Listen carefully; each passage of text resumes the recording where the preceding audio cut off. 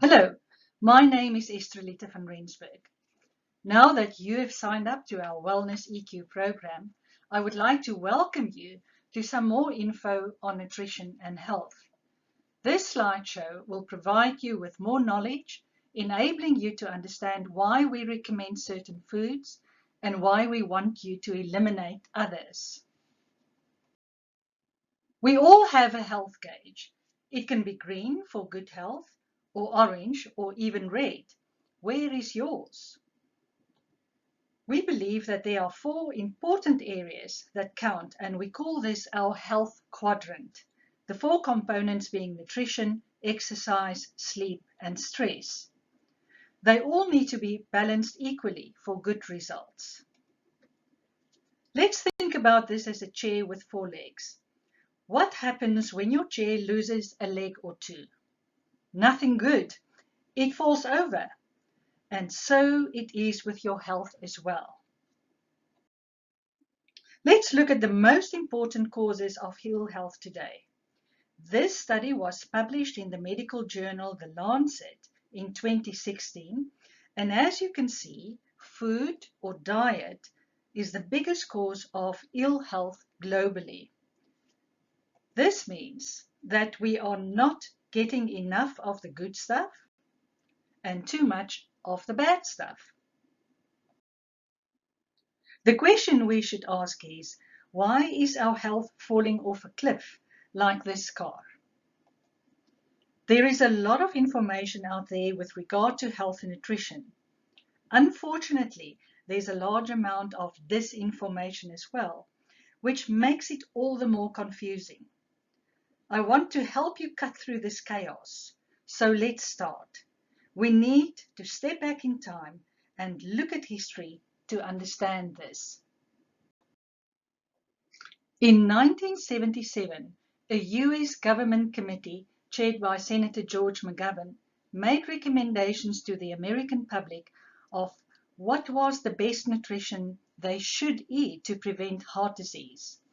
The committee comprised of lawyers, farmers, and a journalist. Interestingly enough, there was no scientific data available at the time that supported their recommendations, which were that fat should be decreased to 30% and saturated fat not more than 10%, and carbohydrates or carbs increased to 55 or 60%. Now, these recommendations were a major departure from the way people ate at the time and encountered a lot of opposition from doctors and nutritionists.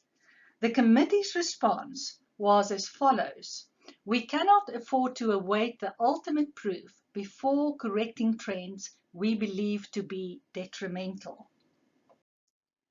In 1983, the same American guidelines were adopted in the United Kingdom. This is the Eat Well Guide, and many other governments around the world adopted these as well. If we analyze the guide, the percentages of the 3 macronutrients are as follows: 65% for carbs, 19% for protein, and 16% of fat, which should be low fat. Now, to understand the significance of this, we need to understand how this differs from what our ancestors ate.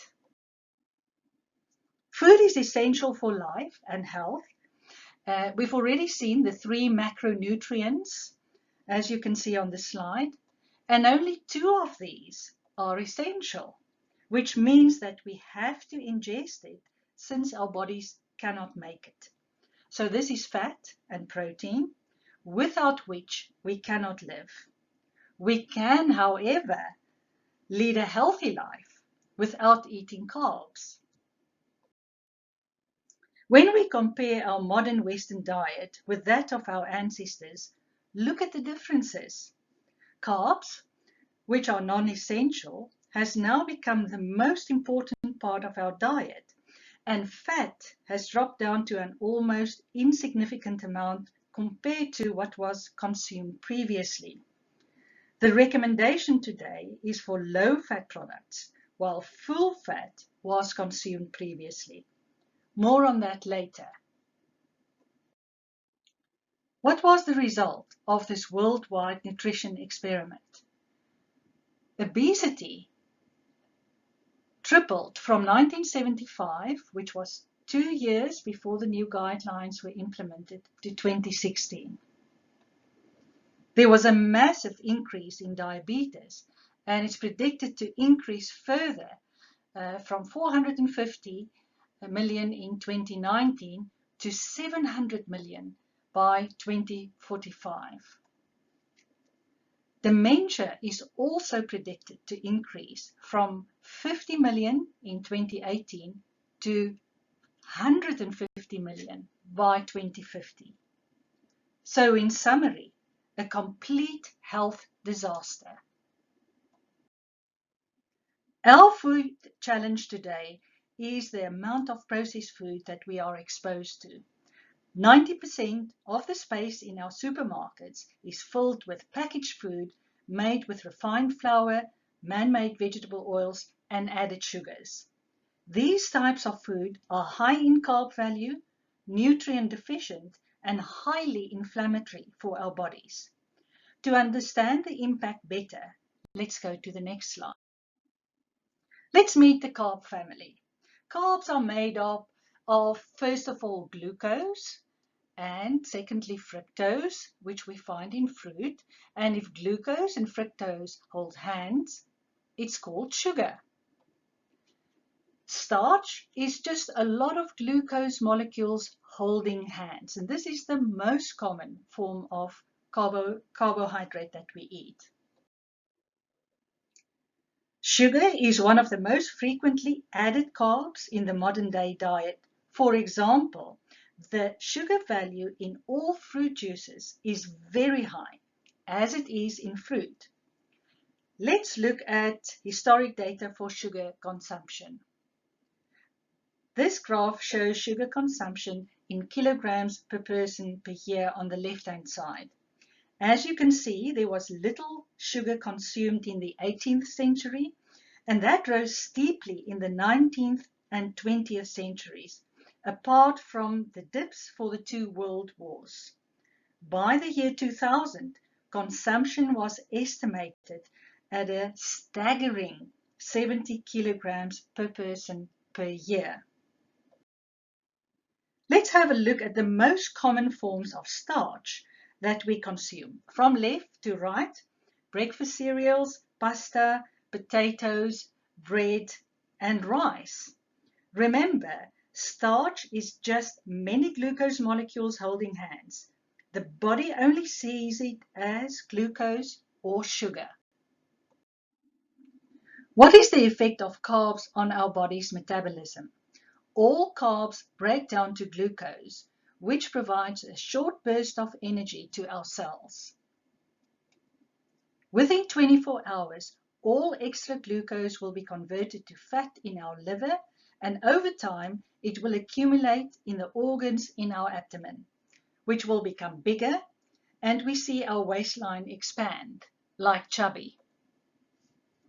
There are some important consequences of following a high-carb diet in the body. It stimulates, first of all, overeating.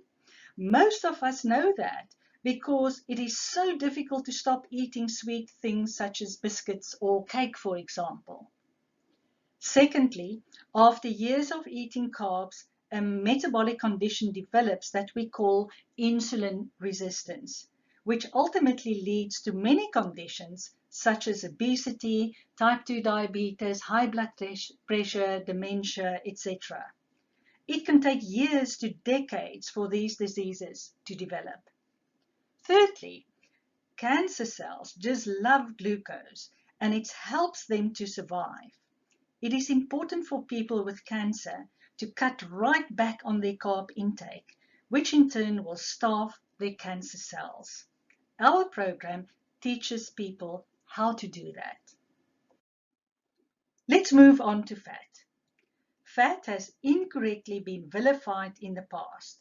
You can read more about this on our website, in our fat blog, and there is also further recommended reading in our library section. Almost 70% of the brain is made up of fat and cholesterol. It is essential for our intelligence, emotions, and our mood. It is necessary to absorb fat-soluble vitamins. Always eat full-fat products. If you eat low-fat products, your body will not be able to absorb these essential vitamins. And thirdly, it is the best source of energy for the body. It provides sustained energy like a coal fire. This is a reminder of all the good fats that our bodies need. Coconut, as in coconut milk or coconut oil, avocados, all full cream dairy products, and we can add olive oil as well. And these are the baddies to be avoided. All the man-made oils and margarine form toxic products when heated and are associated with an increase in heart disease, dementia, and cancer. Different types of food have a different impact on the amount of insulin released in the body. The lower the amount of insulin released, the healthier the body. Now, fat in yellow has the lowest impact. Protein in green, a medium impact, and carbs in blue induce the highest amount of insulin released, which over time has a very negative effect on the body. Let's summarize the main points. Our nutrition guidelines have been incorrect for the last 40 years. Eating fat doesn't make you fat. Fat doesn't clog up your arteries or give you a heart attack.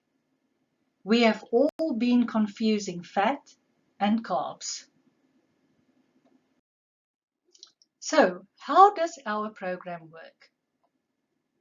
When we eat a diet high in carbs and sugar, a high amount of insulin is released in our bodies, which in turn increases our fat stores, and it also puts a lock on the fat stores, so we can't withdraw fat for energy. In our program, we decrease your carb intake and we eliminate sugar. So what happens is the insulin levels immediately drops, and that releases that lock on our fat stores so that we can now start withdrawing fat and utilize fat as energy. So within the first week on the program, you should already start experiencing weight loss. So what do our clients say? Francois, a dentist from Australia, was on the program for 6 weeks when the second photo was taken after losing 12 kilograms. Sally, a mum with 2 kids who lives with depression and anxiety, those conditions have much improved on the program, and she lost weight as well. Marius, a professional guy who has PTSD, now finds it much easier to cope with anxiety. His athletic performance has much improved. He lost weight and reduced his body fat content. Okay, now you have all the facts. It's now up to you to take action. We recommend that you follow the program for the full 12 weeks or longer until you've reached your goal. Remember to register on the Wellness EQ Plus Facebook page. That's our community group where you can pick up further helpful tips and also contact us with any questions. The first week is really important, both to clear your mind and your kitchen cupboards, so that you have the right platform from which to launch your Wellness EQ journey. Preparation is key. We very much look forward to supporting you. Thank you.